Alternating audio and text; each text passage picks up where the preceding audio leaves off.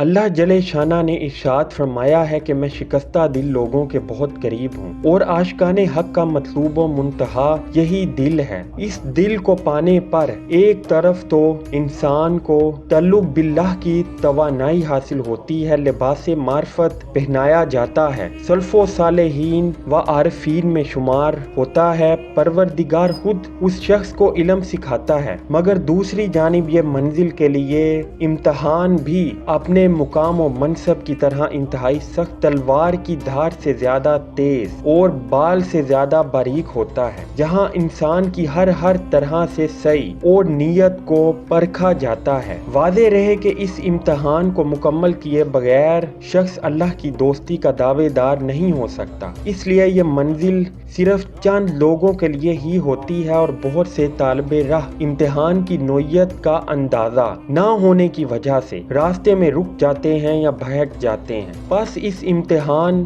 مقام فنا کی نوعیت متن وقت کیا ہے؟ یہ امتحان ایک مرکز، ایک نقطہ کے گرد گھومتا ہے، ایک ایسا مرکز اور ایک ایسا نقطہ جو انسان کو اپنے اندر منجمد کرتا ہے۔ انسان کا یہ امتحان کیا ہے جو اللہ تعالیٰ کے قریب ہونے کے لیے بہت اہم ہے؟ چینل کو سبسکرائب کریں اور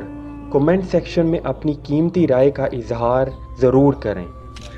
بسم اللہ الرحمن الرحیم۔ تو اللہ تعالیٰ کے احکام اور افعال کا احترام کرتے ہوئے اپنی خواہشات و لذات کو فنا کر دے، کیونکہ اس عمل سے تیرے دل میں علم الہی کا ظرف ہونے کی صلاحیت پیدا ہو جائے گی۔ تعلق باللہ کو مضبوط بنانے کے لیے فاسق و غافل مخلوق سے قطع تعلق کرنا نہایت ضروری ہے، اور اپنی خواہشات سے فنا ہو جانے کی علامت یہ ہے کہ نفع و نقصان، دفع، ضرر و شر، اسباب و دنیاوی اور جد و جہد کے تمام معاملات میں اپنی ذات پر بھروسہ کرنے کی بجائے ان امور کو کلی طور پر اللہ تعالیٰ کے سپرد کر دیا جائے اور قاضی الحاجات سمجھا جائے۔ خدا کو مختار کل نہ سمجھ کر اپنے نفس پر اعتماد کر لینا ہی شرک ہے۔ صرف اللہ تعالیٰ ہی زمانہ ماضی میں اپنے ہر بندہ کے امور و معاملات کا کفیل و ذمہ دار رہا ہے، زمانہ حال میں بھی وہی کفیل و ذمہ دار ہے اور مستقبل میں بھی وہی رہے گا،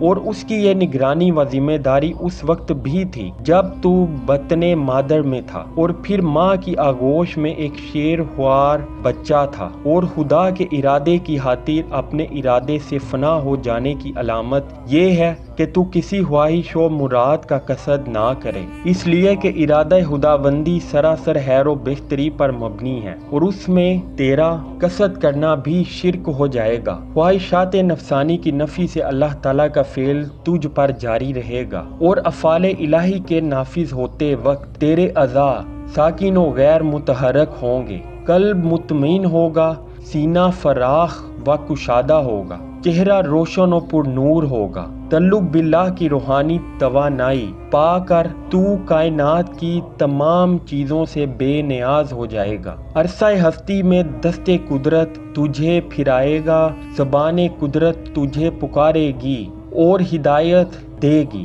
تجلیات الہی تجھے ماہیت اشیاء دکھائیں گی، حلت نورانی تجھے لباس معرفت پہنائے گا، پروردگار عالم خود تجھے علم سکھائے گا، اور اس علم و عرفان کی برکت سے تجھے سلف صالحین اور برگزیدہ عارفین کے مقام پر پہنچائے گا۔ پھر تم مخلوقات سے برگشتہ و کنارہ کش رہے گا، تجھ میں ذاتی خواہش و ارادہ باقی نہ رہے گا، تم بشریت کے رذائل سے پاک و صاف ہو جائے گا، اور تیرا دل توحید کا شناسہ ہو کر ارادہ الہی کے سوا کسی چیز کو ہرگز قبول نہ کرے گا۔ اس رتبہ پر پہنچ کر کرامات و تصرفات تیری طرف منسوب کیے جائیں گے۔ یہ تصرفات ظاہراً فعل و حکم میں تو تجھ سے مشاہدہ کیے جائیں گے، لیکن حقیقت میں وہ خدا کے افعال و احکام ہوں گے۔ پھر تو ان شکستہ دل اولیاء اللہ کے زمرہ میں شامل کیا جائے گا جن کی خواہشات نفسانی اور ارادہ بشری بالکل فنا ہو گئے،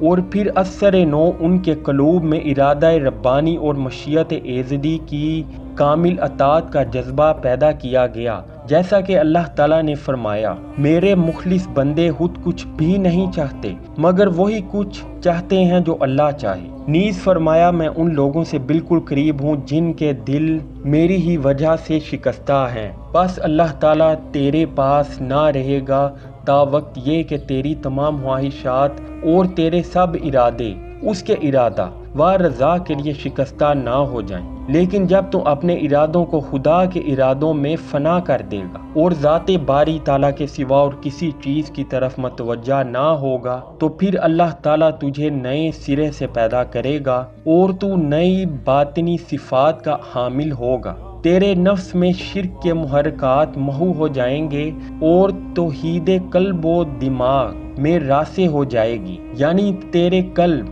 اور تیرے دماغ میں توحید ہمیشہ کے لیے مستقل ہو جائے گی، پھر تجھے دیدار الہی حاصل ہوگا۔ یہی معنی ہیں اللہ تعالیٰ کے کلام کے، یعنی میں شکستہ دل لوگوں سے بہت قریب ہوں۔ حدیث قدسی میں وارد ہے میرا بندہ مومن ذکر و عبادت کی کثرت سے میرا قرب چاہتا ہے حتیٰ کہ وہ مجھے بہت محبوب ہو جاتا ہے، اور ربط کامل سے میں اس کے کان ہو جاتا ہوں جس سے وہ سنتا ہے، میں اس کی آنکھیں ہو جاتا ہوں جس سے وہ دیکھتا ہے، میں اس کی زبان ہو جاتا ہوں جس سے وہ بولتا ہے، میں اس کے ہاتھ بن جاتا ہوں جن سے وہ پکڑتا ہے، اور میں اس کے پاؤں بن جاتا ہوں جن سے وہ چلتا ہے۔ بس فنا کی کوئی حالت اس کے سوا نہیں ہے کہ تو اپنے آپ سے اور مخلوق سے فانی ہو جائے، اور مخلوق یا تو نیک ہے یا بد، اسی طرح تو بھی نیک ہے یا بد۔ بس جب تو اپنی فطری اور رازیلی صفات کو ضبط و محفوظ کرتے ہوئے مخلوق کے خلاف شریعت تاثرات کو قبول نہ کرے گا، اپنی توقعات کو اس سے وابستہ نہ کرے گا، اس کے شر سے حائف و ہراساں نہ ہوگا، تو پھر تیرے نفس میں اللہ ہی اللہ باقی رہ جائے گا جیسا کہ تیری پیدائش سے پہلے تھا۔ اس حقیقت کو نہ بھول کہ خیر و شر اللہ تعالیٰ ہی کے اختیار و قدرت میں ہے، اور جب تو خدا تعالیٰ پر یقین کامل رکھے گا تو وہ تجھے قضا و قدر کے شر سے بے خوف کر دے گا،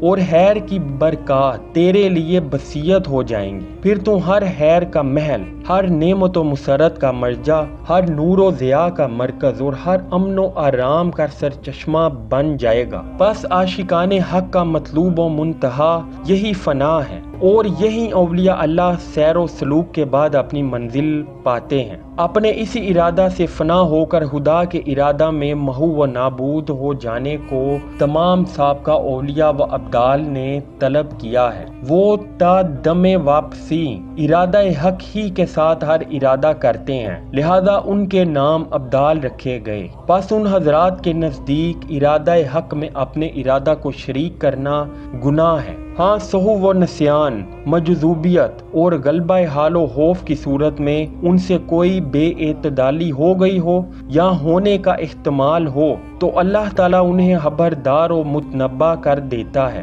اور وہ اس سے باز آ جاتے ہیں اور ساتھ ہی توبہ و استغفار کرتے ہیں، کیونکہ ایسا اس وجہ سے ہوتا ہے کہ فرشتوں کے علاوہ خواہش و ارادہ سے کوئی محفوظ و معصوم نہیں۔ فرشتے ارادے سے پاک اور انبیاء علیہ السلام خواہشات نفس سے آزاد و محفوظ رکھے گئے ہیں، لیکن باقی مکلف مخلوق مثلا جن اور انسان ارادہ اور خواہش نفس سے معصوم نہیں۔ نوع انسانی میں سے خدا کے برگزیدہ بندے مثلا اولیاء اور ابدال ارادہ و خواہش نفس سے محفوظ تو یقیناً ہے، لیکن ان سے ارادہ و خواہش کی طرف کسی وقت مائل ہو جانا عین ممکن ہے۔ لیکن خدائے پاک اپنی رحمت خاصہ سے بیداری میں انہیں وہ لغزش جتلا دیتا ہے، وہ غلط چیز یا غلطی ان کے سامنے لے آتا ہے اور بر وقت تدارک کر کے تلافی آفات کر لیتے ہیں۔